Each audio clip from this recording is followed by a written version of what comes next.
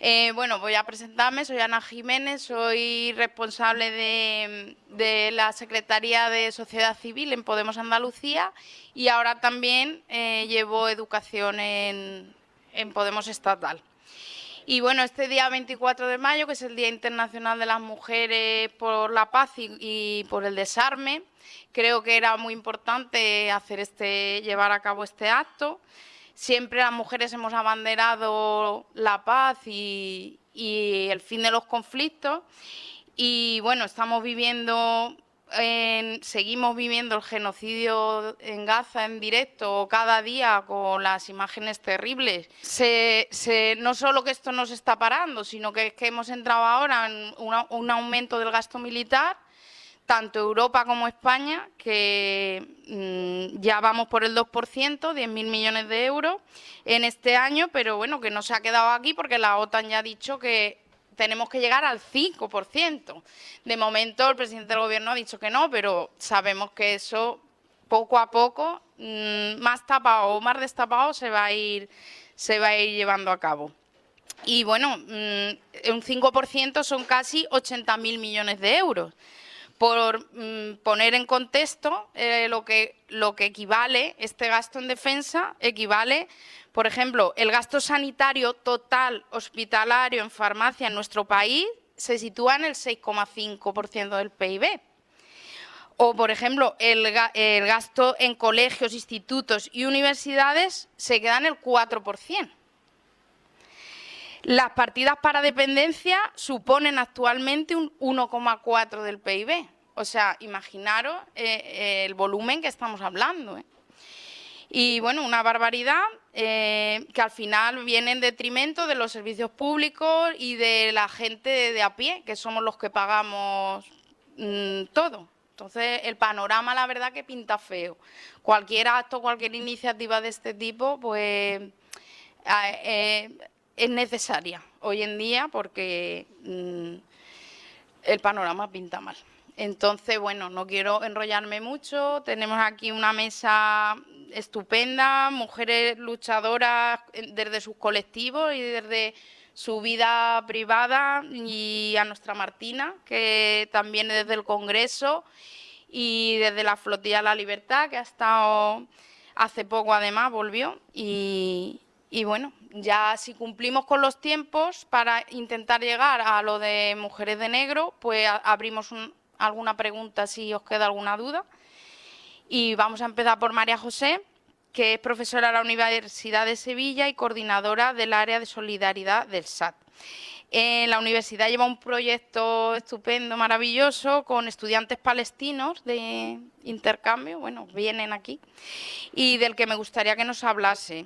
Va a abrir ella porque además pertenece al colectivo de Mujeres de Negro, se tiene que ir a terminar de preparar lo que tienen a las 12, que ahora también que nos cuente un poco, en el puente de Triana, que os animo a todas. Yo por problemas de conciliación no voy a poder estar, pero la que pueda, por favor, que se acerque ahora después al puente de Triana. Bueno, pues yo estoy aquí para hablar un poco del papel de la universidad en todo esto, ¿no? En este genocidio palestino. Voy a intentar resumir mucho, voy a intentar resumir en 5 minutos, y si alguien tiene dudas, sí me gustaría que si alguien me quiere preguntar algo en concreto, porque las cosas universitarias a veces son complejas, ¿no? Bueno, desde que empezó el genocidio en Gaza, como puede imaginar, toda la comunidad universitaria, bueno, no toda, yo sé toda, pero gran parte de la comunidad universitaria, tanto yo soy PDI, se llama, que somos profesorado, PTGAS, que son los técnicos, y los estudiantes empezamos a movilizarnos, ¿no? Entonces, bueno, desde Sevilla ya llevamos 20 años luchando, con lo cual ya teníamos creado un grupo que se llama Palestinus, de Palestina US, de la Universidad de Sevilla, y desde ahí empezamos ya a hacer, bueno, lo que podíamos, ¿no? Pero lo más importante que ha surgido no ha sido solo esto, sino que estos grupos se han multiplicado, y ahora mismo de las 50 universidades españolas públicas, 47 estamos ya organizadas en una red. Se llama la Red Universitaria por Palestina. Entonces esa es nuestra fuerza, porque hacemos actos coordinados, porque tenemos reuniones cada semana, reuniones largas, en fin, hacemos congresos, damos difusión, escribimos los artículos, salimos en la radio, para el lunes tenemos ya también cosas con la SER, en fin, no dejamos de insistir en que tenemos que romper los vínculos con las universidades israelíes, en todas las universidades españolas, y al mismo tiempo apoyar a Palestina. Y ahí vende cuando ya he dicho, bueno, ¿qué tenemos con los palestinos? Pues hemos conseguido que prácticamente todas las universidades del Estado español tienen un programa que se llama Programa Refugia, o cada una le pone un nombre, pero básicamente si hay estudiantes palestinos, tienen que estar protegidos, hay que darles becas, hay que darles ese posible alojamiento. Un poco hemos forzado para que imiten el modelo que se hizo con Ucrania. ¿Recordáis con Ucrania? Que se trajeron a profesores, se trajeron a estudiantes, les pusieron piso, entonces hemos dicho por los palestinos también. No tenemos los mismos, tenemos muchos menos, pero tenemos, ¿no? Entonces esa parte, bueno, pues en la parte del boicot, con las relaciones con Israel, avanza mal, porque cuando ponemos mucha presión, los rectores salen diciendo que ya está, van a suspender las relaciones. Pero es mentira. Después, cuando pregunta, ¿pero qué has hecho?, nadie te viene con respuestas concretas. En algunas universidades sí, por ejemplo, la Universidad de Granada, la Universidad de Barcelona, también algo, la Universidad de Málaga, algo, la Universidad Complutense, o sea, algunas han hecho algo, la mejor ahora mismo la de Granada, y la Pompeu Fabra también, pero especialmente en Andalucía la de Granada. Y la de Sevilla, por ejemplo, bla, bla, bla, bla, pero no hace nada. Y cuando le preguntamos, pues se escurre el bulto, ¿no? Pero insistimos especialmente nosotros todo el tiempo decimos, estamos en un nuevo marco legal, especialmente después de la resolución de la Corte Penal Internacional y de la Corte Internacional de Justicia, declarando que la ocupación es ilegal, que en septiembre del 25 tiene que acabar y que hay que acabar cualquier tipo de colaboración con el Estado de Israel y se insta a las terceras partes, que somos todos, y sobre todo las instituciones públicas, a que tienen que cumplir con la legalidad internacional. Si no, en algún momento podrán ser acusados de genocidio. Entonces, bueno, y no solamente estamos haciendo eso, sino que también estamos coordinados a nivel europeo con otra red igual de universidades de Bélgica, de Netherlands, ¿no? Holanda, ¿no? Ya sé que no sé ya cómo se dice, los Países Bajos, ¿no? Irlanda y no me acuerdo la otra. Bueno, Reino Unido también, aunque no sea europeo, también estamos coordinados con los del Reino Unido, ¿no? Entonces, desde Europa también.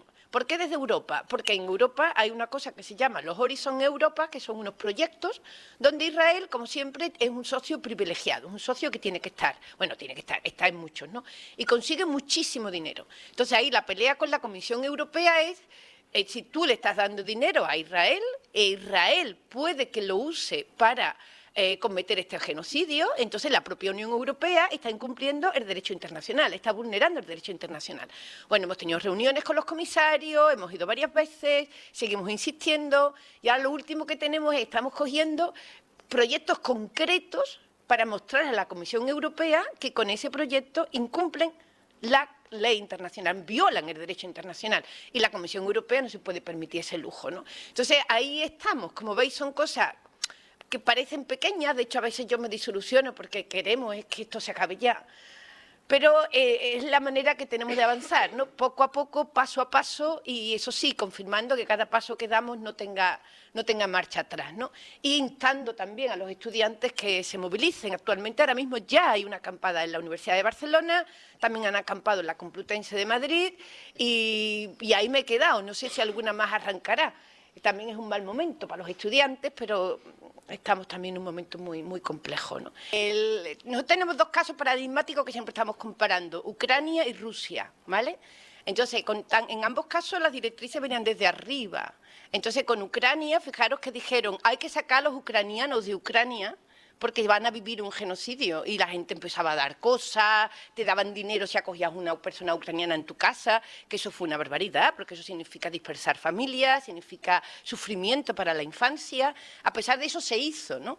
Pero se hizo desde arriba, con lo cual todo el mundo se implicó. Aquí, primero, no está esa llamada, y segundo, tampoco sabemos si esa es la llamada que quieren los palestinos. O sea, no sabemos si los palestinos quieren que digamos hay que sacarlos todos de Gaza. ¿vale? Que eso justamente es lo que quieren algunos y precisamente no queremos, o sea, queremos que se acabe el genocidio, pero no por ello que tengan que salir, ¿no? Pero sí que es verdad que cuando las directrices vienen desde arriba, por ejemplo, ponían en todas las universidades, pusieron un sellito, ¿no? La banderita de Ucrania, ¿no? Apoyo a Ucrania. Llevamos desde el 8 de octubre del 23 pidiendo un sellito, un simbolito en todas las páginas en las web de las universidades, poniendo apoyo a Palestina, y creo que Málaga es la única que lo ha conseguido. Los demás no lo conseguimos porque dicen que eso es político. O sea, cuando es Ucrania no es político y cuando es Palestina sí es político. Y el tema de los convenios aún más hiriente, porque hay muchos convenios de colaboración, hay muchos proyectos de investigación donde hay entidades israelíes que además sabemos que tienen un doble uso y que terminan usándose para cometer el genocidio. Pues cuando exigimos que se cancelen, que se rompan esos convenios, que salga ese socio, que eso no se puede hacer porque sería discriminación. En cambio, cuando Rusia fue expulsada de todas partes, de todos los convenios, de todos los proyectos, y eso no era discriminación. ¿Vale? Y otra cosa que sí quiero deciros es que nada sale gratis, ¿vale?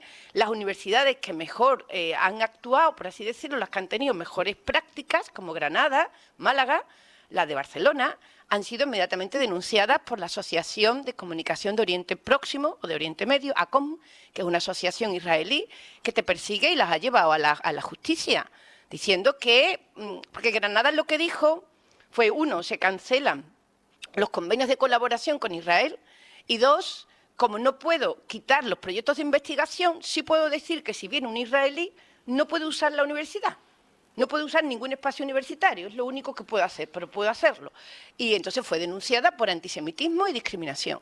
Y el juez, afortunadamente, le ha dado la razón a la universidad, ¿vale? Pero que veáis que cualquier cosita que conseguimos están detrás, lo que no pasaba con Ucrania ni con Rusia. Otro capítulo abierto, que también, a ver si no es que estamos saturados, que es la represión universitaria, ¿vale? Porque aquí en España yo voy a mis clases con la cufilla y yo hablo de Palestina y yo estoy bien, pero yo esto no lo puedo hacer en Alemania, ni en Dinamarca, ni creo que en Italia, es decir, que yo estaría en la cárcel por hacerlo. Amigos míos daneses han perdido el puesto de trabajo porque han ido a hablar de Palestina. Entonces la represión es total, habéis visto a los estudiantes, no solamente el Trump, aquí también.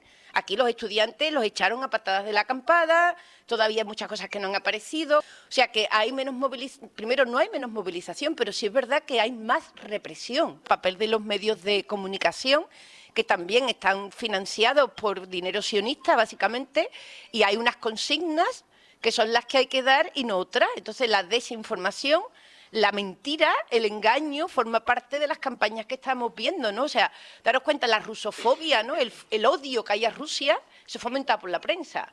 En cambio, todavía no hay un israelofobia, ¿no? Hay un israelí asco, por así decirlo, pero porque lo que hace es tan malo que no te puede... Pero no hay una campaña de realmente poner blanco sobre negro lo que está haciendo, ¿no? Porque si no existen las movilizaciones sí serían mayores. En cualquier caso, la gente sí se está movilizando a pesar de la represión, ¿vale? Exactamente, están horrorizadas. Pues nada, muchas gracias, muchísimas gracias. Voy a presentar, a ver si lo digo bien, Salka Makfour, presidenta de la Liga de Estudiantes y Jóvenes Saharauis en el Estado español. He coincidido con ella en varios actos y la verdad es que es una imprescindible. Y bueno, quiero aprovechar también para recordar que el lunes hay actividades por la libertad de los presos políticos saharauis. Os he dejado por ahí un panfleto, ¿vale? Para que a ver si podéis asistir. Y bueno, ¿nos puedes contar un poco sobre la marcha por la libertad de los presos saharauis y bueno, lo que tú consideres? Ay, muchísimas gracias. De verdad, o sea, me ha llegado al corazón lo de imprescindible. Bueno, en primer lugar, por comentar lo que ha dicho un poco la compañera, yo estuve en el rectorado, o sea, yo fui una de las chiquillas que estuvo en el rectorado y es verdad que nos sacaron a palo limpio, o sea, que no había... Ahí no hay tutía. Y antes de empezar a hablar acerca de la marcha, a mí me gustaría hacer pues una breve, puntualizar una cosa, y es que Lo que se le está intentando hacer a los palestinos ahora, el exilio forzoso de los palestinos, ya nos lo hicieron a nosotros los saharauis en 1975 y por eso ahora la mitad de la población saharaui vive en un campamento de refugiados. Entonces, nosotros que venimos desde el futuro decimos que esto que se va a hacer con Palestina, pues lo único que va a traer es el alargamiento de un conflicto que si realmente se llega a conseguir ese exilio forzoso de la población palestina, no va a cesar en el tiempo y vamos a ver cómo se va a avanzar muchísimo más, entonces yo creo que hay que seguir luchando porque eso no pase. Y al igual, pues desde la solidaridad internacionalista, pues pido exactamente lo mismo para el Sáhara, que la gente no se olvide de que vivimos situaciones que no debemos de vivir, que los campamentos de refugiados se viven en condiciones nefastas, que cada vez llega menos ayuda humanitaria, que estamos condicionados también muchas veces por la propia ayuda humanitaria, como está pasando a día de hoy en Palestina, que a la mínima que salimos en un movimiento contrario a lo que las fuerzas europeas pues quieren, nos vemos castigados en ese sentido, con falta de ayuda humanitaria, con desinterés político, con vacío tanto de los medios de comunicación como de las potencias a nivel europeo, occidental. Entonces, pues yo creo que en cierta medida hay que, entre nosotros, ¿no?, apoyarnos y seguir con eso. Y como ha comentado antes la compañera, se está llevando una iniciativa que sale desde Francia, que es la Marcha por la Libertad de los Presos Políticos Saharauis. No sé si ustedes habéis escuchado hablar de Gdeim-Izik. Algunos sí, algunos no. Supongo que habrá gente que no, porque tenemos un bloqueo informativo brutal. Pero Gdeim-Izik fue, después del 2005, un movimiento social, político, reivindicativo, revolucionario que nace de las zonas ocupadas del Sáhara Occidental y es un movimiento que nace, desde mi punto de vista, muy bien organizado, con una estructura organizativa muy asamblearia y que fue el claro ejemplo de que hoy estamos aquí por la paz y estamos en contra del rearme, etcétera. Que yo creo que fue una forma muy drástica de explicar que se puede una población movilizar de forma pacífica y ser pues realmente significativa, que sea una movilización significativa. Os voy a explicar un poco. En 2005 se comenzó la intifada en el Sáhara Occidental.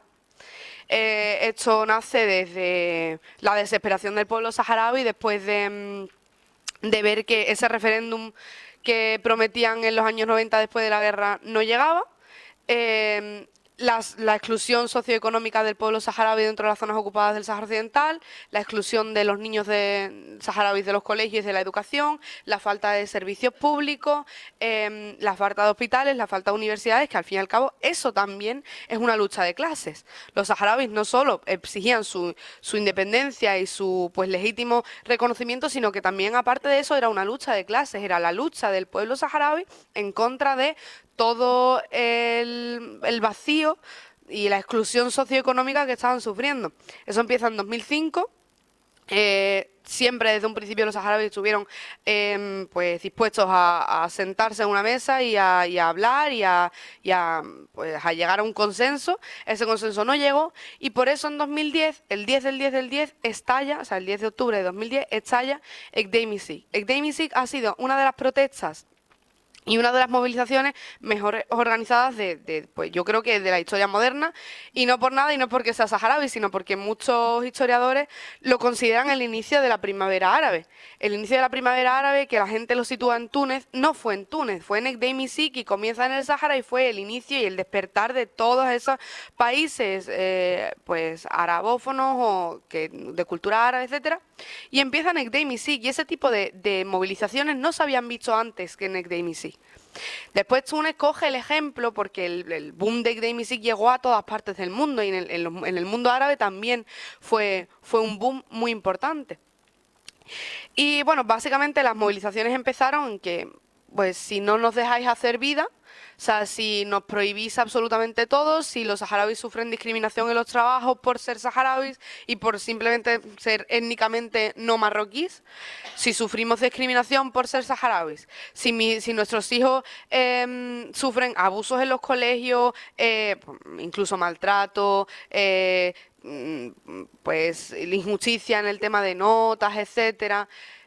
Todo este tipo de cuestiones, sumado a que encima se prohibieron los nombres saharauis dentro de los registros, que esto lo comento yo siempre y parece insignificante, pero no lo es, porque el referéndum saharaui se crea en base a una sociedad tribal, y una sociedad tribal pues tiene una especie, o sea, una serie de cuestiones que no son cualquier tipo de referéndum, o sea que para votar en el referéndum tenías que acreditar que eras originariamente saharaui, y eso se hace en base a nuestros apellidos, porque nuestros apellidos son un árbol genealógico perfecto que llega hasta la primera persona que puso un pie en el Sáhara.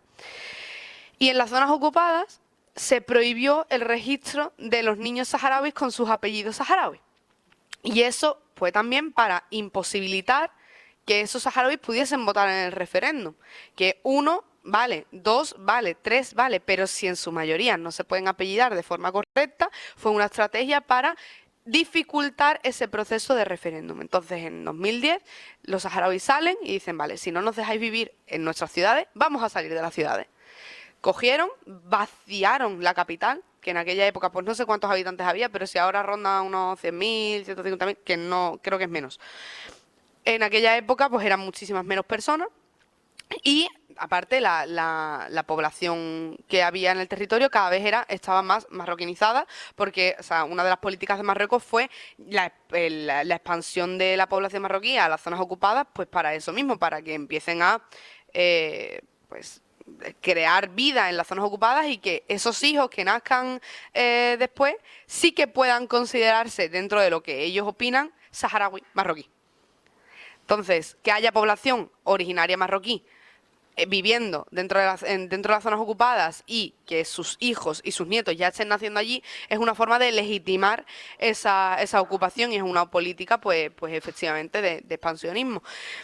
Entonces, los saharauis, que en este caso fueron casi 20.000 saharauis, por no decir que creo que eran 20.000, salieron de sus casas, dejaron sus puestos de trabajo, dejaron absolutamente todo y se fueron a acampar en medio del desierto, en un oasis cercano a la capital que se llamaba Ekdemisi.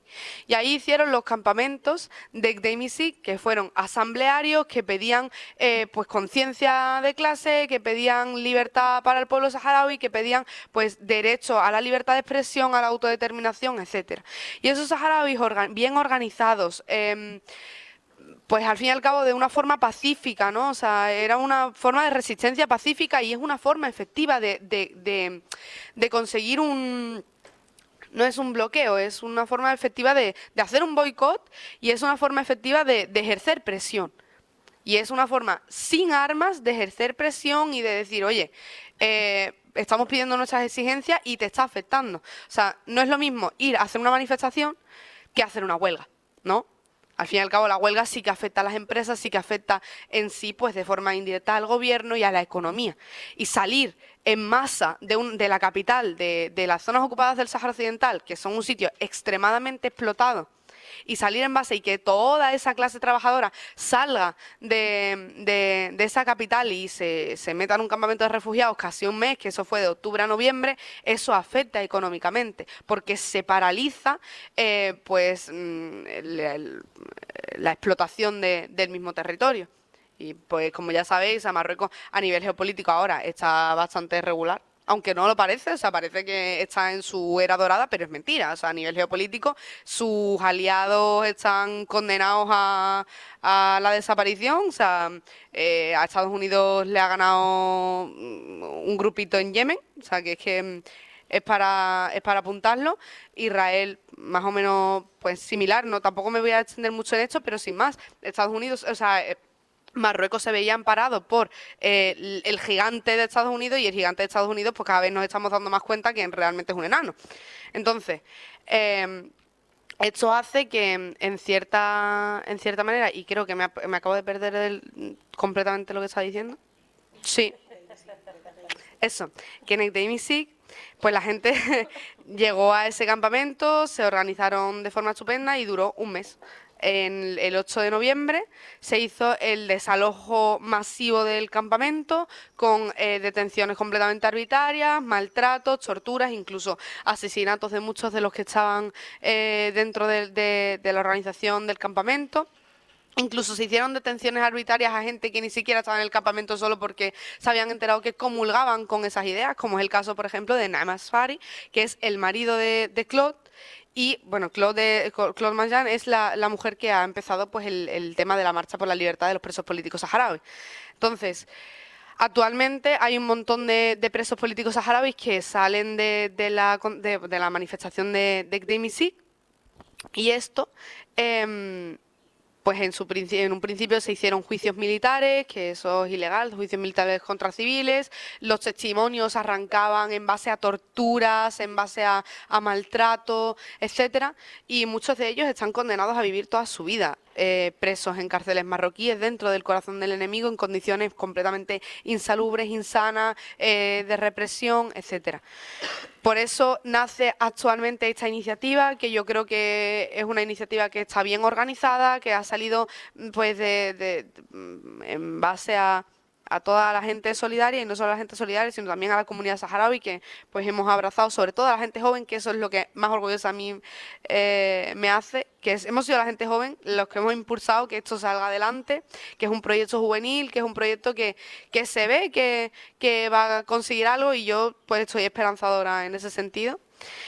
Y bueno, eso, la marcha empieza en Francia, ha hecho todo el recorrido francés, ha empezado por España, ya está por aquí, para Andalucía, y estamos en la recta final. Es la recta final y es la parte más importante de la marcha, porque la marcha quiere terminar en la cárcel de Quneitra, donde están muchos de los presos políticos saharauis de Gdeim Izik. Entonces, está pasando por Andalucía y van a coger el día 31 un ferry de Algeciras a Marruecos. Muchos de ellos serán deportados masivamente, está claro, pero esperemos que alguien pueda pasar y pueda llegar a esas cárceles marroquíes y pueda ir a visitar a los presos y puedan pedir justicia donde tienen que tener derecho de hacerlo. Pues como ya hemos comentado antes, el día 25 es la entrada de la marcha por Sevilla, que va a entrar por los palacios. Vamos a tener allí un día con toda la comunidad saharaui de la zona, de Lebrija, Trebujena, Jerez, Sevilla, donde vamos a hacer la bienvenida y también la conmemoración del 20 de mayo. Y después de eso, el día 26, que yo creo que desde el punto de vista juvenil, creo que es el más importante, porque es una conferencia en la universidad, como ya ha dicho la compañera. Yo creo que hacer fuerza en las universidades es esencial, o sea, yo creo que es una de las cosas más importantes. El hecho de hacer una conferencia en la universidad con Claude de ponente principal y más gente dentro del movimiento estudiantil, tanto profesores como estudiantes, y después, seguido de la conferencia, una marcha por la universidad que termina en Plaza América, donde se va a leer un manifiesto hablando de la situación de los presos políticos, de los estudiantes que estudian dentro del corazón del enemigo, en Rabat, en Agadir, porque los estudiantes saharauis, como no hay posibilidad de estudiar en las zonas ocupadas, porque en todos estos años de ocupación no han creado ni una sola universidad, que eso es también una forma de estrategia de analfabetizar a la población saharaui. Todos estos estudiantes que estudiaban en Agadir, que estudiaban en Rabat, se han organizado, están bien organizados y sufren represión todos los días, ¿no? Entonces hay mártires estudiantiles, como es el caso de Abderrahim Bedri, que lo asesinaron por el simple hecho de seguir con sus manifestaciones y con sus consignas, ¿no? Y pues hacer un manifiesto dentro de la universidad pública donde se hable de esta situación y donde se hable de la situación de los jóvenes saharauis en las zonas ocupadas, etcétera, es muy importante, sobre todo donde se va a hacer, porque no se hace en la Universidad de Sevilla por algo, se hace en la UPO. ¿Y por qué se hace en la UPO? ¿Por qué se hace en la Pablo de Olavide? Porque hace relativamente muy poco tiempo se hizo un seminario donde la universidad permitió que se blanquease por completo la ocupación del Sáhara Occidental, trayendo a ponentes de universidades marroquíes que hablaban de del Sáhara como las provincias del sur, que hablaban de la descentralización del poder en las provincias del sur y que hacían comentarios como que Marruecos llegaba desde Tánger hasta El Guir, y El Guir es la última ciudad del Sáhara Occidental, señores. Entonces, ese tipo de acciones, nosotros que creemos y defendemos lo público, que creemos y defendemos la enseñanza libre, no tenemos que permitirlo. Y que esa marcha llegue a la UPO es una forma de decir, oye, esta es la realidad, esto es lo que está pasando. Y esto es lo que no tienes que permitir que pase en la universidad. Entonces, eso, pues, el simple hecho de que la marcha llegue a la Universidad Pablo Olavide es una crítica. Es una crítica constructiva y esperemos que eso se regule y que este tipo de seminarios no se vuelvan a hacer, porque no es la primera vez que este seminario se hace. Es la primera vez que conseguimos tirarlo por tierra. Y lo tiramos por tierra 4 chavalitos de la universidad con algunas resoluciones de la ONU leídas, y se veía como ninguno de los ponentes tenía absolutamente ninguna idea y decían no vamos a responder, no vamos a responder. A mí se me encaró uno de los ponentes, se me puso aquí, casi me pega con el ordenador porque le enseñé una foto de Sultana Haye, que es una activista saharaui torturada, maltratada, que estuvo un año, bueno, más de un año en arresto domiciliario en su casa, donde se le prohibía la comida, la bebida, absolutamente todo. En una de sus manifestaciones le pegaron tanto que le sacaron un ojo. Y a día de hoy, pues a Sultana Haye le falta un ojo. Entonces, este tipo de represión yo la llevé a ese seminario y la intenté mostrar cuando empezaron a hablar de la propuesta de autonomía como una propuesta seria, y le saqué una foto de Sultana Haye y le dije, esta fue esa propuesta seria. O sea, esta es vuestra forma de hacer las cosas. Y pues nada, el seminario se tiró por tierra y espero que no se vuelva a hacer, pero por si acaso la marcha va a pasar por la universidad y yo estoy muy orgullosa de que pase por allí. Y ya pues paso la palabra porque creo que me he extendido demasiado. Lo siento. Bueno, ahora voy a presentar a Rosario Granado, que es coordinadora de la Plataforma de Solidaridad con Palestina de Sevilla. Los que somos de Sevilla la conocemos porque la vemos por todos lados. Y bueno, lleva muchos años defendiendo la causa palestina y bueno, me gustaría que nos explicara cómo ve la situación en la actualidad y qué podemos hacer los que estamos tan frustrados, ¿no?, en contra de este genocidio para, bueno, por lo menos sentir que hacemos algo, ¿no? Bien, pues bueno, yo voy a empezar puntualizando. Hay algunos aspectos que creo que son importantes y después entramos a ver qué se puede hacer porque la cosa evidentemente está como está y es muy complicado. Yo creo que lo primero que tenemos que hacer en general es informarnos bien. Creo que es básico y es fundamental que tengamos una buena información de todo lo que está pasando a nivel internacional, de todo lo que pasa aquí. Nos informamos, nos enteramos relativamente, porque la información es monolítica. Hemos pasado de una época en que había una cantidad de prensa y de cadenas, digamos, bueno, hace tiempo había una sola cadena, pero bueno, en general había como un abanico más amplio a la hora de informarse. Hoy en día no, hoy en día tenemos muchas televisiones, mucha prensa, muchas redes, pero en realidad la información es muy monolítica. Hay que hacer un esfuerzo individual de buscar información y enterarse bien de lo que está pasando. Por ejemplo, el 7 de octubre, pues hay mucha gente que piensa que el genocidio empezó el 7 de octubre. El genocidio empezó en el año 48. Con unos prolegómenos, digamos, con bastantes masacres antes del 48, pero este genocidio empezó en el año 48. Como dice el historiador Ilan Pappé, es un genocidio por etapas. ¿Vale? Entonces, en el 48 hubo muchas masacres, hubo muchos asesinatos, hubo una destrucción total de todos los pueblos y de todas las ciudades palestinas que fueron suplantadas por nuevos asentamientos de colonos. ¿Vale? Eso es importante, lo digo, lo de tener una información veraz. Evidentemente la objetividad, a lo mejor se dice eso no existe, pero nosotros tenemos la obligación de acercarnos a esa objetividad lo máximo que podamos, ¿no? El derecho a la información es un derecho básico. Es que tenemos el derecho a la información y lo tenemos negado de alguna manera. Como lo tenemos negado, tenemos que hacer ese esfuerzo por ese derecho a la información. Han matado ya 215, me parece que iban periodistas en Palestina.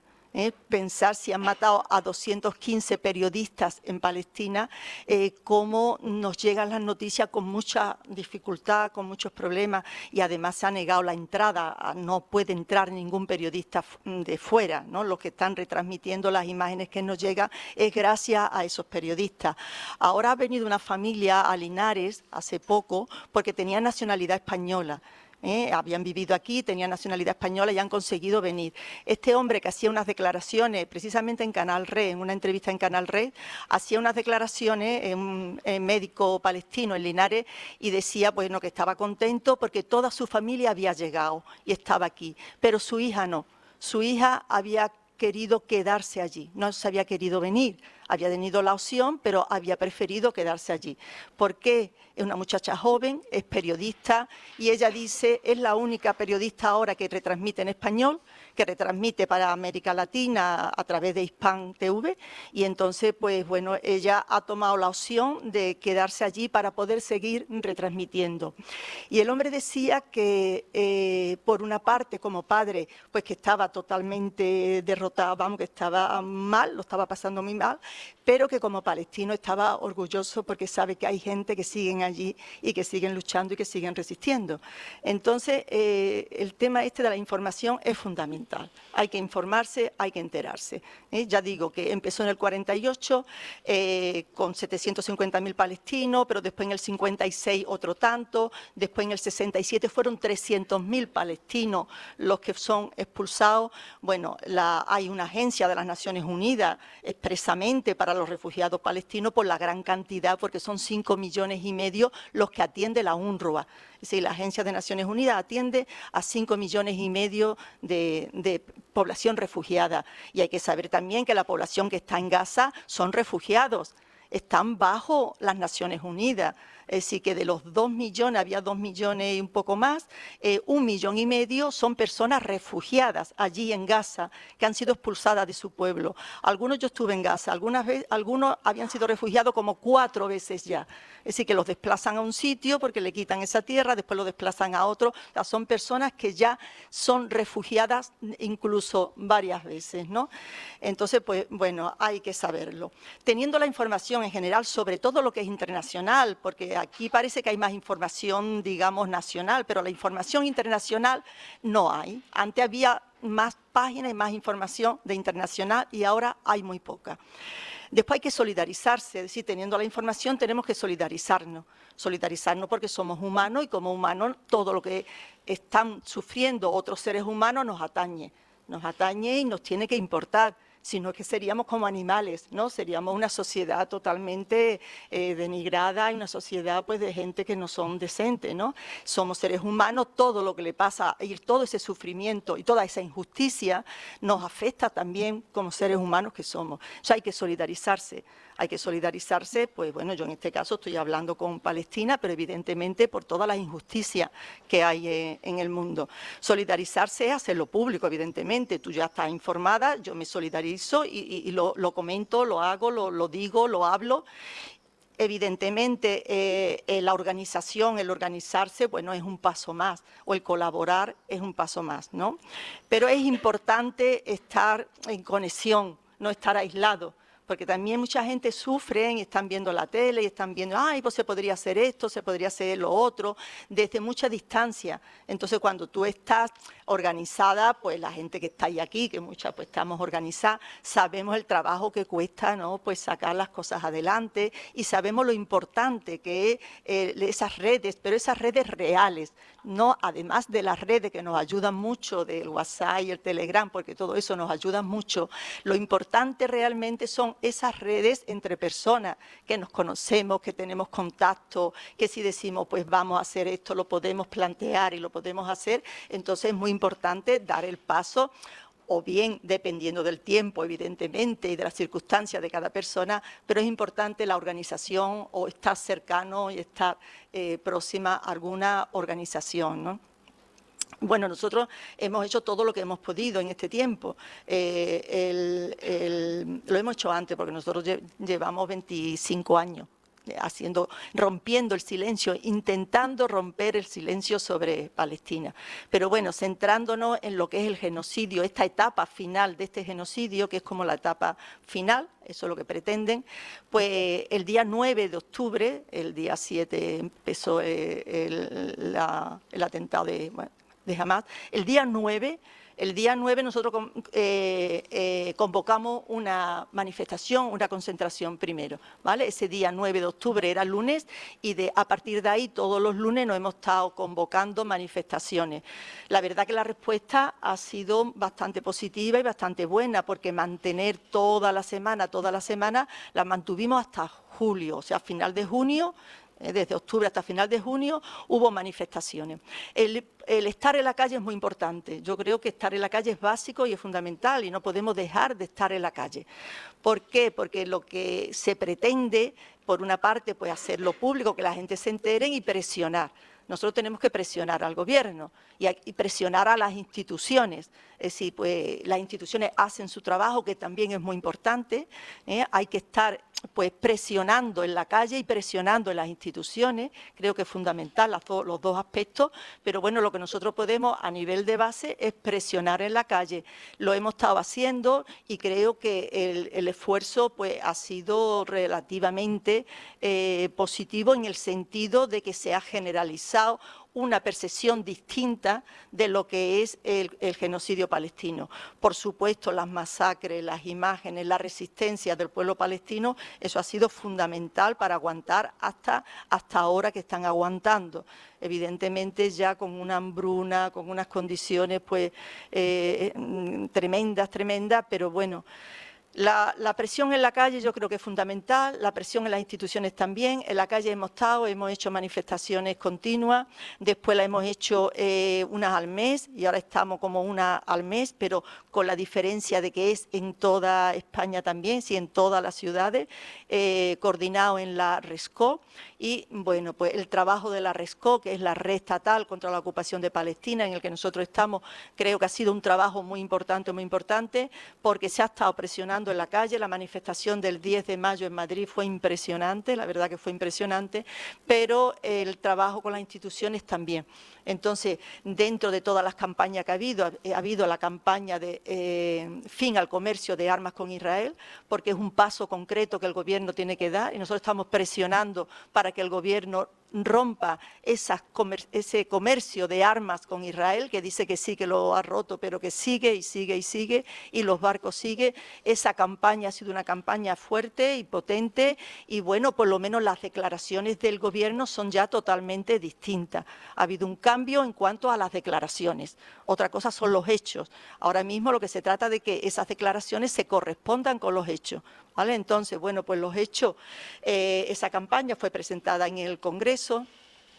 Ahí tiene el apoyo de 600 organizaciones, tiene el apoyo de un montón de artistas, de gente famosa, digamos, conocida del mundo de las artes en general, y bueno, pues ha tenido mucho apoyo.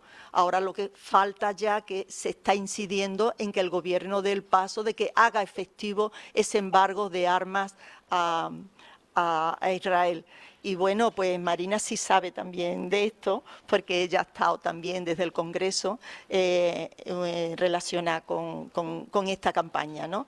Entonces, pues bueno, yo no sé cómo voy, yo era... ya está, pero sí os animo pues a estar organizados, a buscar información, que lo último que se está ante la masacre y ante lo que estamos viendo y el horror que estamos viendo. Tampoco se sabe, por ejemplo, cuando se habla de rehenes con el genocidio, pues siempre te salen con los rehenes, pero no te dicen que hay 11.000 rehenes, es decir, que Israel tiene 11.000 rehenes. De estos 11.000 presos políticos, una gran cantidad, quizá como la mitad, no tienen delito ninguno. Luego una persona que tú coges por la calle o que va a su casa, que de noche te lo lleva, eso, ¿cómo se llama? Porque no están acusados de ningún delito, ¿vale? Y eso pues tampoco se dice, sí, los rehenes, pero los otros son rehenes también y son 11.000. No se dice que muchos son niños, es decir, que desde los 9 años están en la cárcel. es una barbaridad, pero hay una gran cantidad de niños y no se dice que muchos han muerto torturados. Si las torturas, que son continuas, son diarias y son brutales, lleva a la muerte. Ahora mismo hay como unos 10, 12 jóvenes muertos con la tortura. Entonces, pues son cosas que tampoco se dice. Entonces, lo próximo, pues está un proyecto de hacer una marcha hacia la frontera de Gaza con Egipto, que es Rafat, y bueno, pues se está trabajando en esta marcha. Tiene el apoyo de la flotilla también de Rumbo a Gaza, la flotilla de la libertad de Rumbo a Gaza, que hace poco bombardearon un barco que tenían para intentar romper ese bloqueo. Tampoco se dice que el bloqueo no es de ahora, el bloqueo lleva 17 años. Es decir, que cuando ocurre el hecho del 7 de octubre, Gaza llevaba 17 años de bloqueo, sin luz, sin comida, sin agua, dado todo con cuentagotas, sin posibilidad de vida.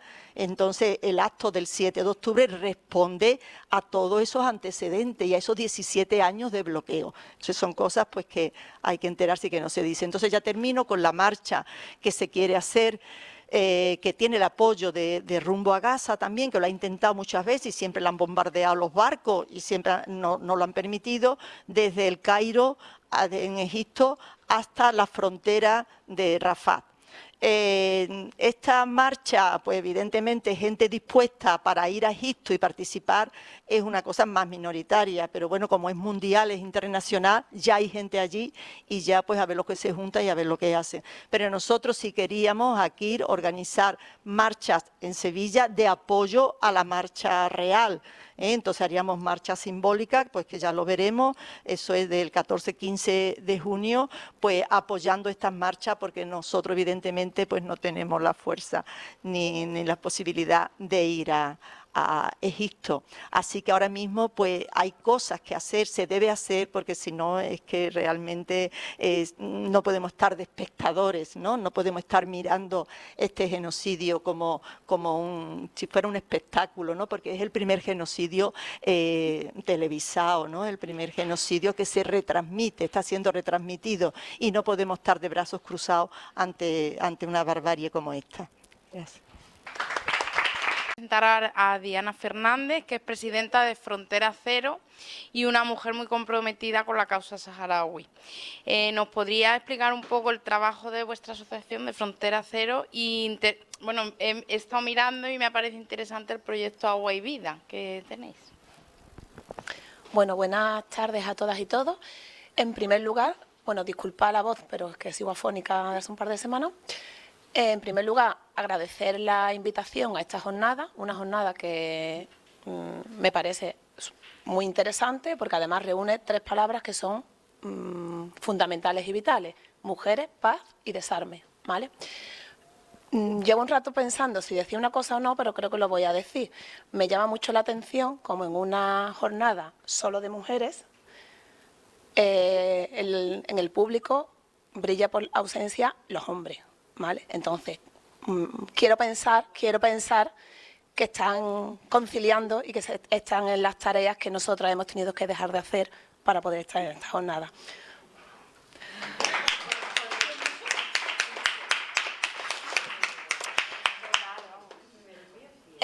Bueno, comentaros que Frontera Cero es una asociación de reciente aparición, llevamos unos 3 años aproximadamente. La asociación como tal es nueva, pero las personas que la conformamos no somos nuevas. Llevamos muchísimos años, defendiendo la causa saharaui.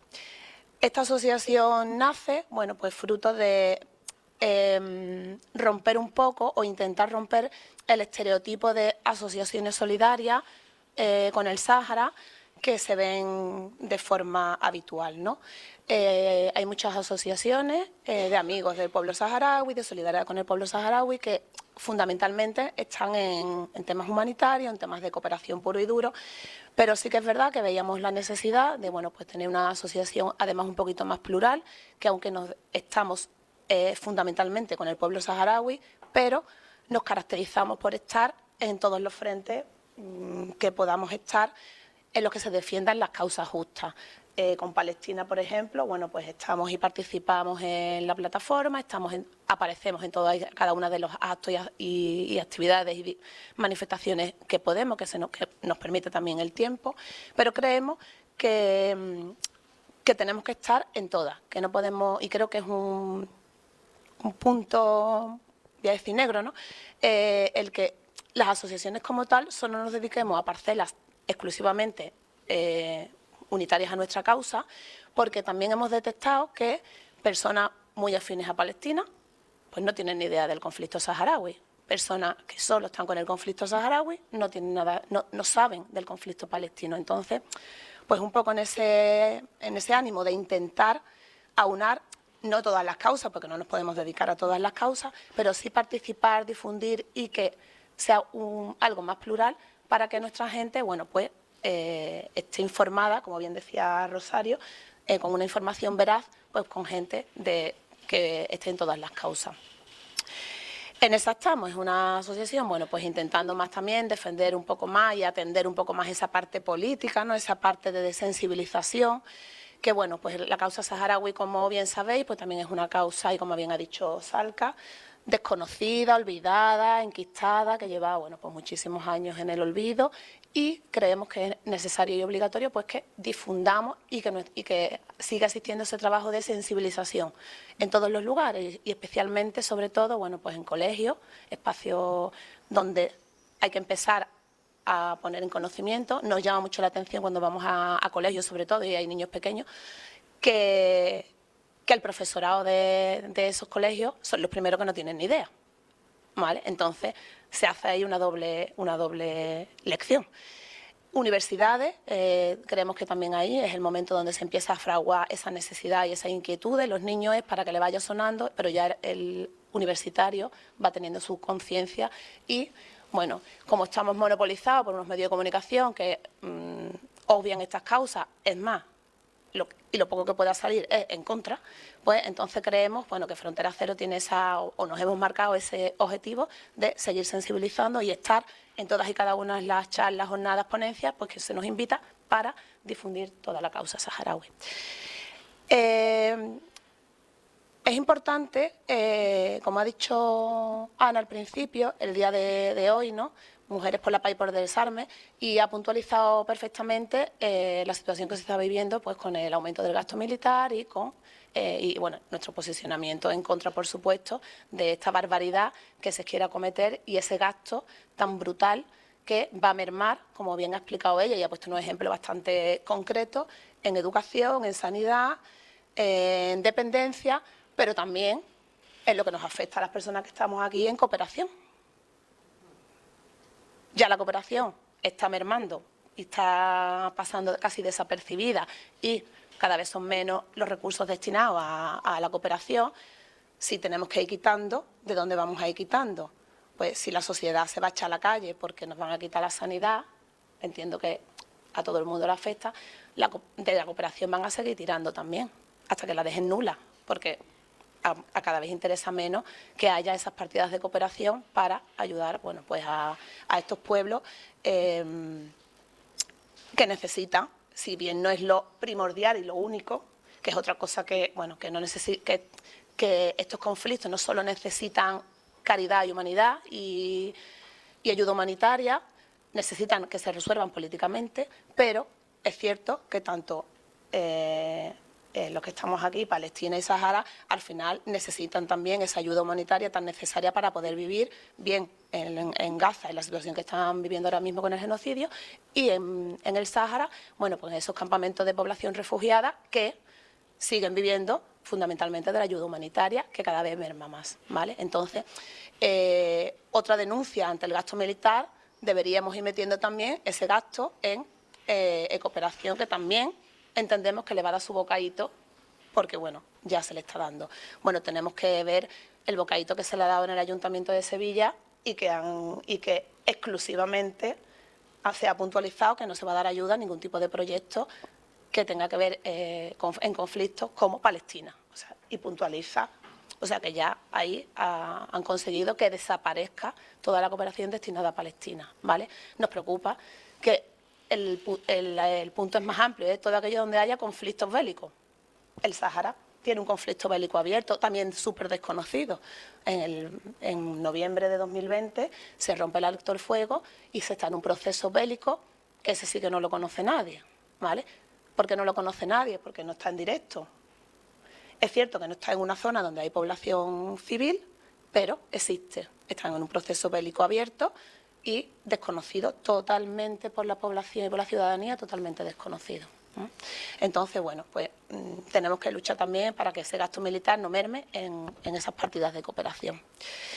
Y bueno, con esto enlazo al proyecto que hacía referencia Ana, que nace en Agua y Vida, que como he dicho, no queremos o intentamos que no estar en ese tipo de proyectos como tal, de ayuda humanitaria, de ayuda, porque para eso ya creo que hay muchas entidades que se dedican solo y exclusivamente a eso. Pero claro, cuando justo después de la pandemia aparecemos por los campamentos, nos vemos una realidad. Y es que después del proceso bélico que se abre en 2020, la población saharaui está dividida en tres partes, ahora ya está en dos. Las zonas ocupadas, que bien ha explicado Salca, la que todo el mundo conoce, que es la población refugiada en Tindú, que es el campamento de refugiados, pero había una parte de la población que estaba en una zona que se quedó aislada, que se le dio a los saharauis, que son los territorios liberados, ¿vale? Eso ya es desierto, inhóspito y es tierra, es Sáhara Occidental. Y ahí vivían pues unas 5 o 6 mil personas, creo que vivían ahí. Justo ahí es donde se abre el frente de guerra en 2020. Entonces, estando en los campamentos, nos enteramos que toda esa población que está en la zona liberada tiene que irse, porque está en medio de un proceso bélico y es foco de guerra. Y se van a los campamentos. Aumentar esa población en los campamentos. Claro, llegan a los campamentos, pues como llegaron los y las saharauis en el 75. Dejan lo poquito que tenían en las zonas liberadas, se van con sus cositas a los campamentos. Y ahora en los campamentos pues tienen que empezar a formar pues sus casas, sus jaimas, esas casas y jaimas que ya llevan 50 años, otras personas con eso montado.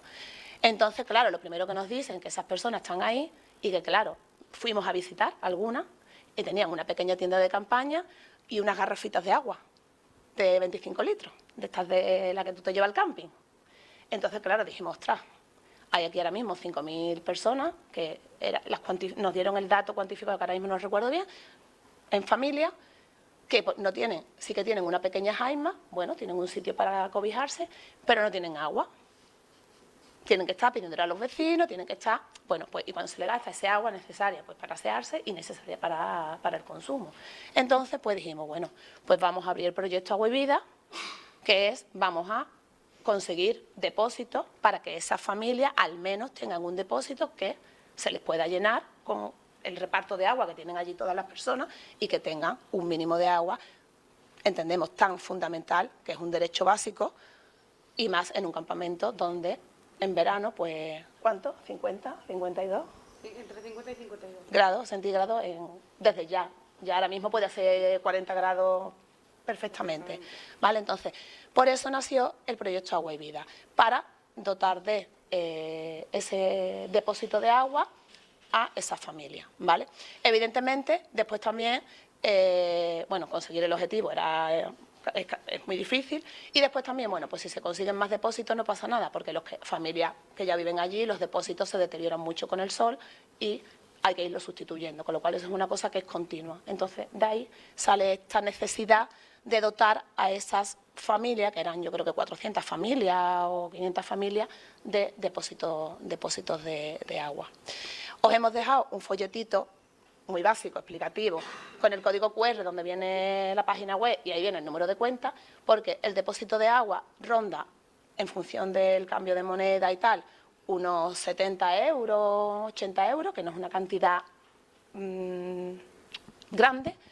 Y bueno, pues ahí estamos sumando, llevamos por ejemplo los colegios, ahora tenemos 2 colegios y entre 2 clases, pues cada un niño pone 1 euro y al final montas un depósito que es algo fácil de conseguir y muy necesario en la población refugiada saharaui. Y bueno, para no dilatarme mucho más, que el tiempo nos apremia. Gracias.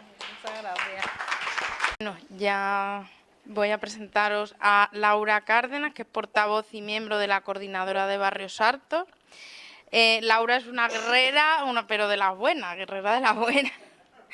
Y bueno, coincidimos en muchas luchas justas y hoy me gustaría que nos hablase de cómo cree que puede afectar en el día a día, aunque ya se ha nombrado un poco, en el día a día pues todo el dinero que se está invirtiendo en defensa y que se dejará de invertir en otras cosas.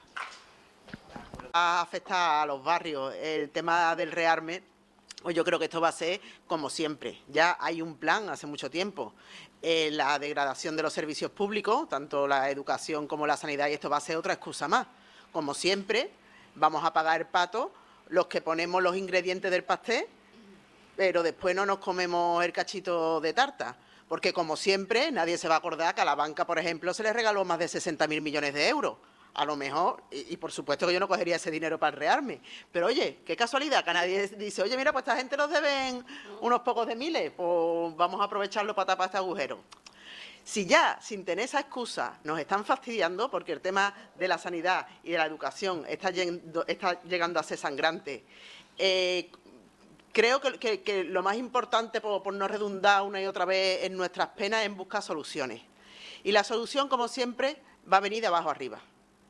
Va a venir de abajo arriba. La gente de arriba tiene un discurso, pero tiene unos compromisos, y yo creo que incluso el que llega con buenas intenciones puede tener ciertas amenazas, que a no ser que, como no vea peligrar sus privilegios y sobre todo que se derrumbe el sistema, que es lo que nos interesaría a todos, no van a mover un pelo por nosotros, porque básicamente le importamos un comino.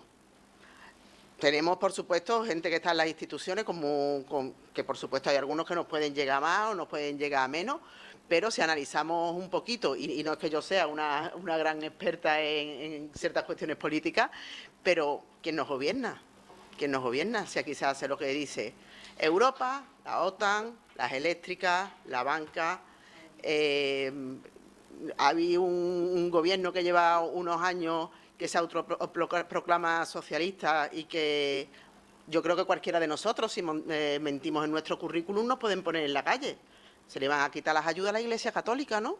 Que es otro sitio que también se podía coger dinerito. Oye, pues mira, cambiamos el discurso, ahora se la damos a todas las iglesias para no tocar a los privilegiados. El tema de la Casa Real nos cuesta un dineral. De ahí tampoco se puede sacar dinero. ¿De dónde vamos a sacar? De donde ya nos están fastidiando, porque además el tema de la dependencia es totalmente inhumano, y además me llama muchísimo la atención que todo el mundo, lógicamente, vamos para viejo, y parece que no tenemos perspectiva. Parece que oye, cuando debería ser esencial, las compañeras que desde aquí saludo del SAC han tenido movilizaciones exigiendo que se cumpla una porquería de convenio, que el convenio es una auténtica basura, pues ni lo cumplen. Cuando cuestiones tan básicas en la sociedad las estamos dejando de lado, aquí falla algo. Y lo que falla es, creo que en primer lugar, la deshumanización de la gente. Gracias a los medios de comunicación, que son de los que son, hay medios chiquititos que son más realmente independientes, pero los grandes medios de manipulación lo que hacen es, vamos, yo me guío mucho por instinto, porque ya os digo que no tengo mucha cultura en algunas cosas. Cuando la noticia apunta para un sitio, yo miro para el otro. Totalmente. Cuando sé quién está del otro lado, digo, hostia, pues me decanto por esto o me decanto por lo otro. Entonces yo creo que tenemos que recurrir a nuestras manos. Y nuestras manos es, aunque sean actos pequeñitos, pero ahí es cuando se van a echar a temblar, y estoy deseando que llegue el día. Que tenemos un balconcito, mantelito, aunque sea en plan cutre, con cosas que nos pille cercanas de nuestro barrio. Todo el mundo tenemos cerca colegios que tienen la ratio por las nubes, que le han recortado, colegios de difícil desempeño. En el Cerro del Águila está el Diamantino, por favor, que están con difícil desempeño a 30 y tantos alumnos, que no hablan el idioma, familias desestructuradas, no tienen psicólogo, le derrumban un edificio y no se lo levantan. Y ni siquiera los vecinos de la calle se mueven por eso. Por eso yo creo que la gente que tenemos un poquito más de conciencia, tenemos que ser un poquito pesar, darle un poquito de caña a nuestros vecinos. Al que uno ve que tiene un poquito de perfil, porque, hombre, hay gente, el facha pobre ese, yo qué sé, no es cuestión de gastar energía. Pero hay gente que tú le ves que tiene un poquito de ángel, y decirle, Guillo, pues vamos a ver, igual que te compromete, que esto le duele a mucha gente, pero que muchas veces hay que hacer pupita. Esta gente que no es nada católica, pero se compromete todos los domingos en llevar a su niño a la catequesis, porque después quedas muy bien con tu pedazo de fiesta. Pero vamos a ver, si es que no eres practicante y tú estás empleando 2 o 3 horas de tu tiempo y dinero en quedar bien, pues ahí esta gente que llevan a su niño al fútbol, que muy bien, que ole el deporte, pero que yo tengo un campo de fútbol al lado y con la agresividad que se le habla a esos niños, no creo que estén generando nada bueno, ¿eh? Pues tenemos que atacar, cuando la gente no puede o no quiere. ¿Cómo que no puede? Hace la comunión el niño y todos los domingos te vayas a escuchar al pederasta de turno, seguramente, verá que no estoy, pero que seguramente tendrá muchos colegas de ese perfil, y vamos a hacer un poquito, a meter dedito un poquito en la llaga para que la gente vayamos arrancando, colgar en nuestros balconcitos, hacer pequeños panfletitos, pegatinas, y cada vez que haya una movida, porque seguro estamos siendo observados, segurísimo, que vean que la gente se está moviendo. Y cuando la gente nos organicemos, tenemos que dejar de pedir favores. Porque vamos a ver, que parece que aquí nos están regalando lo que sea, que el mundo es nuestro, que el mundo lo hemos hecho nosotros, la clase obrera, que los 4 mierdas de siempre lo que han hecho ha sido explotarnos y abusar de nosotros. Esto de pedirle a las autoridades, no, exigimos. Y exigimos porque yo, por lo menos, y la gente de mi organización, estamos en la vía de que no queremos que nos represente gente que, por ejemplo, no cumple ni con un programa político. Yo te prometo esto, pero después no lo hago. ¡Uy! ¿Qué cosa? Gente como, por ejemplo, el alcalde de Sevilla, que es para ponerle un piso de VPO de 300.000 pavos, como los que promociona, que tú tienes, que habían dicho 300.000 euros para la excursión del cachorro. El otro día me llegó el de esto de gasto. ¿Qué tienes para esto del cachorro y no tienes para la dependencia? Que son nuestros mayores, que se han enlomado por nosotros, que son los que nos cuidan a nuestros hijos, y para eso no tienes a esas personas para ponerle un trabajo digno. Que esas personas, aparte de un buen salario, tienen que tener una jornada reducida, tienen que tener psicólogo, tienen que tener fisioterapeuta, y le tenemos que besar culo, aparte. Pero hay 300.000 pavos para el cachorro que se han multiplicado, me parece que en 2 millones de euros, o una cosita así, entre Málaga y Sevilla. Ole, ahí el tío, ole, ahí el tío. Y de momento las del SA le dan por saco. El vecino senegalés que se murió en el río, pero las cámaras sacan el cuerpo, pero las cámaras no pueden sacar lo de antes. Nos están acostumbrando a vivir en la impunidad, a que estamos en un sistema corrupto y a que nos acostumbremos. Y en eso creo que es el sentido que tenemos que luchar. No nos podemos acostumbrar a la corrupción ni a la impunidad de la élite política, y tenemos que ir a por ello, y que tengan miedo y que sufran en las carnes las carencias que sufrimos la clase trabajadora. Ahora voy a presentar a nuestra compañera Martina Velarde, aunque todas la conocemos, pero ella es diputada en el Congreso de los Diputados y secretaria de Justicia y Derechos Humanos en Podemos. Y bueno, me gustaría, como ya hemos comentado, que ha estado también en la Flotilla de la Libertad, que también nos cuente y cómo se está viviendo en el Congreso un poco el tema este de la inversión, del aumento de la inversión en defensa. Bueno, hola a todas. Bueno, estoy muy orgullosa de estar hoy aquí en este acto, que es Mujeres, ¿no? Mujeres por la paz y contra el rearme, porque ante los señores de la guerra, que siempre son señores, pues aquí estamos nosotras. Así que muchas gracias, compañeras, porque soy mayoritariamente compañera. Un aplauso para las compañeras que han estado y para vosotras también. Vamos a seguir en la lucha. Nos meten en la guerra los señores y nosotras vamos a tener que luchar, bueno, para salir de lo que nos está pasando ahora mismo y de lo que, bueno, y de lo que llevamos viviendo tantos años. Estaba hablando los compañeros de octubre de 2023 y, como estaban diciendo, con el tema de Palestina, no. O sea, son 75 años donde hemos visto la ocupación, el colonialismo y cómo ha actuado el Estado asesino y hoy genocida de Israel.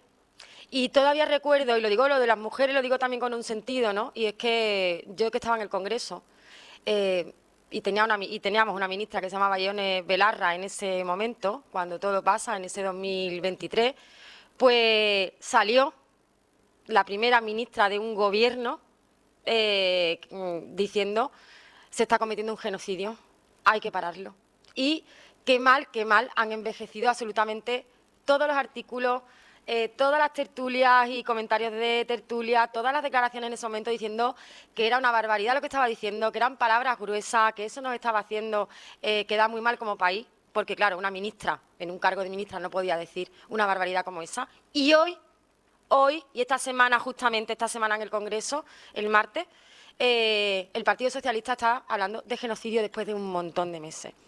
Quiero decir que también hay mujeres valientes que dan pasos cuando todavía no los ha dado nadie y estoy, bueno, por eso es una de las cosas que también estoy orgullosa de pertenecer a Podemos, porque nosotros salimos del Gobierno, no se me olvida nunca, un 5 de diciembre, cuando a Ione le vetan que pueda hablar sobre el genocidio que estaba en Palestina, sobre las armas y sobre el embargo de armas y sobre todas las medidas que llevábamos.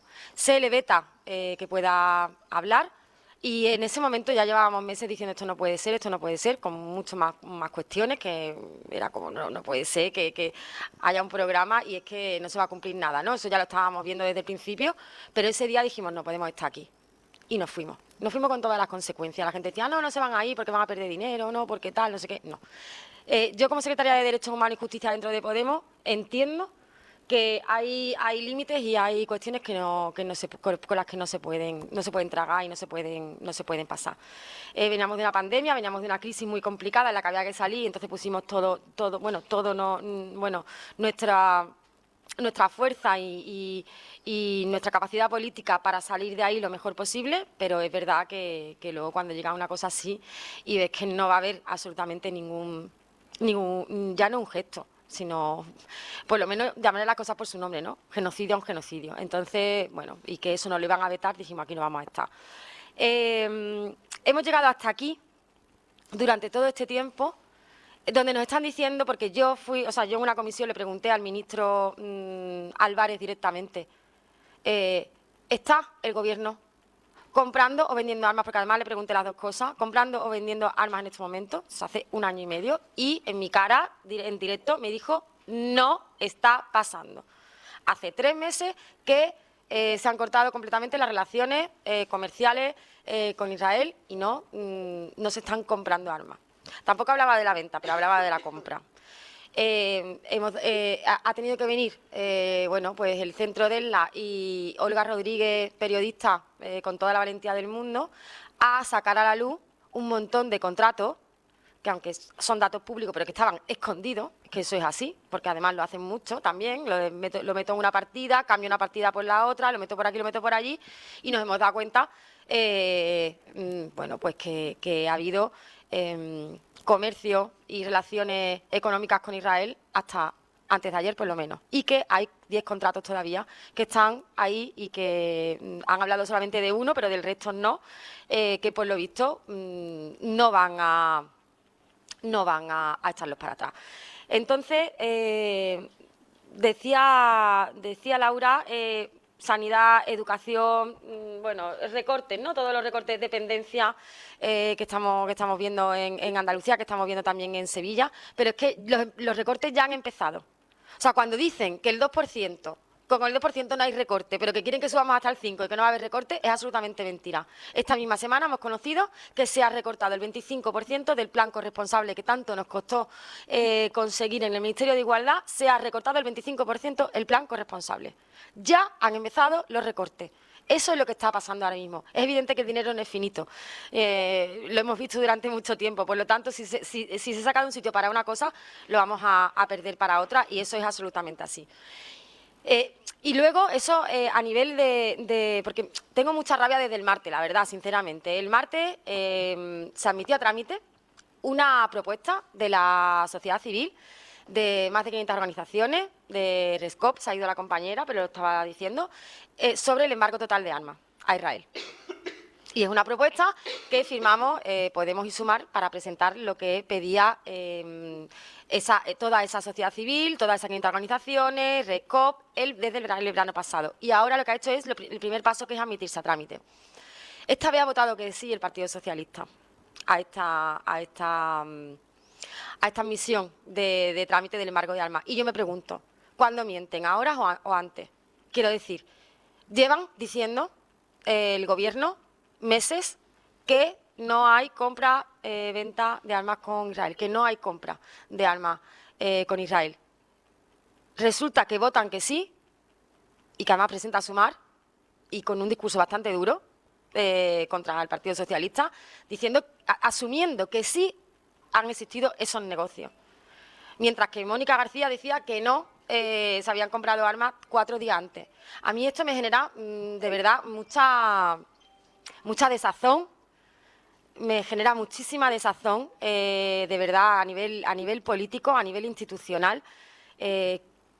Creo que tenemos que ser contundentes. Creo que el día 10 de mayo, como dijo también la compañera, fue muy importante la salida a las calles en Madrid. Pero también me duele la parte mi parte de activismo, que bueno, yo ya estuve en Turquía el año pasado con el compañero Nico Ziglia, en la Flotilla de la Libertad, íbamos a salir para Gaza.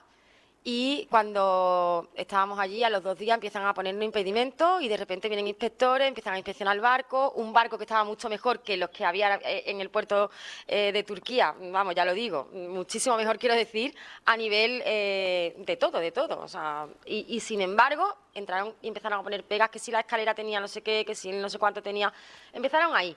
Y nos demoraron el viaje, que llevábamos ayuda humanitaria hacia Gaza. Luego viene Israel y empieza a presionar a Guinea-Bissau para que nos quite la bandera y no podamos zarpar, diciéndole que bueno, o quitan esa bandera o los asfixian. Y lo tercero ya, después de que ya llevamos allí casi 10 días, es que lanzan un comunicado diciendo que si nos atrevemos a salir, nos van a atacar. Con el mismo grupo del ejército israelí militar que había bombardeado hacía nada el hospital civil. No pudimos salir, no nos dejaron salir, pero es que esta vez en Malta ha pasado lo que ya, menos mal que no ha habido ningún herido, pero se ha bombardeado el barco, la Flotilla de Libertad, que iba también para Gaza con ayuda humanitaria, se ha bombardeado mediante drones una parte del barco y había todavía muy poca tripulación. Había una delegación española que iba en un bote a montarse en el barco. Y yo he visto perfectamente cómo, o sea, allí en directo, porque he estado en Malta para acompañarlo. También quiero decir que es una pena que yo sea el único cargo público europeo que haya ido a verlos, a estar con ellos y a ver qué necesitan y a intentar hablar por lo menos con desde allí con el embajador de España en Malta, porque el barco sigue a 13 millas de Malta sin arreglar, o sea, sigue todavía, pues con todos los desperfectos que tiene, pero no dan una solución ni de arreglarlo en alta mar, ni tampoco de llevarlo a un puerto seguro. Por lo tanto, me decían los miembros y los organizadores de la Flotilla de Libertad, Martina, es que es increíble que no haya una condena en firme por parte de Europa. O sea, por parte, porque yo hablaba de España, pero de los países europeos, que la comunidad internacional mira hacia otro lado, que un avión israelí pueda entrar en agua prácticamente europea, aunque no del todo, ¿no?, porque mandaban un dron, y que nadie diga absolutamente no haya una condena firme, pero que además no haya una investigación imparcial. ¿Por qué? Porque no existe todavía. O sea, no existe una investigación imparcial con expertos, con técnicos de la ONU, con técnicos europeos que puedan dilucidar qué ha pasado, quién ha sido, cómo ha sido y además, que se depuren las responsabilidades oportunas.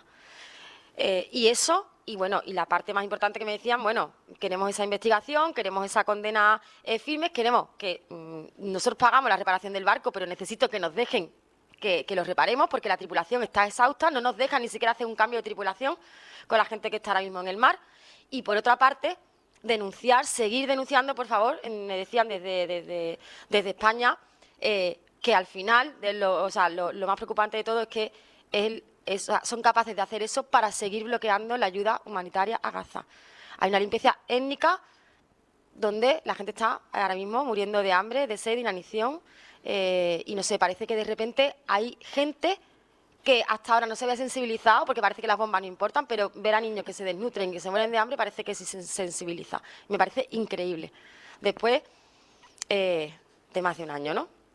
Entonces, yo pediría que desde aquí que de verdad que estemos pendientes de lo que está haciendo la Flotilla de Libertad rumbo a Gaza, pero también de lo que decía la compañera con respecto a la marcha por la libertad de los presos políticos saharauis, con Claude a la cabeza, que lleva 9 años sin poder visitar a su marido en la cárcel. Y bueno, hace unos días, hace 3 días, han estado en Granada, además en la Universidad de Granada, donde un compañero nuestro, Jesús de Manuel, que es profesor de la universidad con sus alumnos, la han recibido allí, y donde se está moviendo la marcha, que ahora viene a Sevilla y que terminará también en Cádiz. Creo que todos y todas tenemos que estar ahí, echando un cable, como decía ella. Además, no podemos estar solamente en una sola lucha y en una sola batalla, tenemos que estar absolutamente en todas, donde se están vulnerando sistemáticamente los derechos humanos. Y también, como dice ella, pues poniendo pancartas en tu balcón. Yo me acuerdo todavía en Córdoba, el centro social Rey Heredia, que hoy es una realidad, pero que en un momento dado era un sitio que estaba abandonado en Córdoba, un colegio antiguo abandonado en Córdoba, que se ocupó para darle de comer en los peores momentos a muchas familias de Córdoba en la zona del sector sur. Bueno, pues resulta que nadie había querido ese colegio, que se lo comían las ratas, lo pintaron, lo pusieron en condiciones, lo hicieron bueno, pues un comedor. Y resulta que cuando el PP, el Partido Popular de Córdoba, del Ayuntamiento, vio que eso estaba estupendo, dijo, pues esto para mí. Y les quiso cortar el agua y la luz. Ganaron esas abogadas también mujeres valientes que se enfrentaron y les tuvieron que conceder luz y agua, pero ¿qué hacíamos los demás? ¿Qué hacíamos los vecinos? Pues yo poner en mayo, en plenos patios de Córdoba, que yo vivía en todos los patios de Córdoba, cruces de Córdoba y feria de Córdoba, pues un cartel enorme de fachada, en toda mi fachada entera, poniendo el Rey Heredia no se cierra. Y eso le dio muchísima vergüenza al ayuntamiento, porque pasaban por allí todos los guiris y toda la gente, y la gente decía, uy, ¿esto qué es? Pues sí. En cada balcón, en cada sitio, en cada espacio. Yo he estado en Turquía y he estado en Malta. Ahora me han dicho de ir también a la marcha de...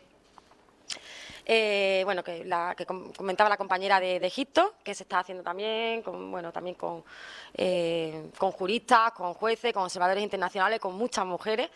Es una misión que es peligrosa, igual que las 2 anteriores, pero es verdad que de alguna manera hay que denunciar el bloqueo que está sufriendo el pueblo palestino.